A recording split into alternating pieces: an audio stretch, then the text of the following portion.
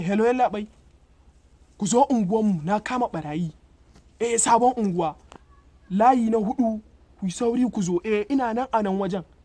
Ina nan a zaune. Dan Allah ko shi ɗaya ku turo yanzu. Dan kar su gudu. Yawwa ka kira su ko? Si sauri su zo su kama mana su, shegu barayi.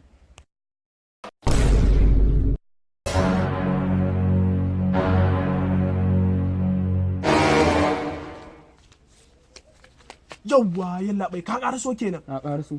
Barayin da ban son kowa ya ji ne, sirri ne sabida ko shi ban so mu je magana ce ban so su gudu. Ban gane bane, wai ina barayin suke ne kuma na ganka kai kadai ne. Ina zuwa yalla bai. Yalla bai na sa sun kwashe, na sake sawa sun kwashe. A'a ya suke so in yi. Ban gane inda ka dosa ba malam, ban gane ka sa sun kwashe ba. Ina nufin MTN, na sa na 100 sun kwashe, na sa na 200 sun kwashe. Ya Allah bai ya kamata ku kama su ku yi arrestin din su. Su ma barayin ne. Ku kama su. Kana nufin MTN su ne barayin da yasa ka kirawo ni nan gurin? To yalla bai ai na ga su ma barayi dole in kira. Su ne suke kwashe ma kati sannan ka kirawo mu ka ce mana barayi? Mana. Yanzu dai so kake a kama su ko?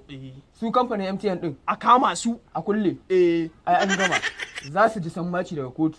Za mu sa a kama su. Yalla bai a kai su Abuja ma an san samu. Kar ka samu damuwa yanzu ba mu wannan wayar taka. Za mu yi amfani da ita gurin bin diddigin layin su. To shi yalla bai ya za a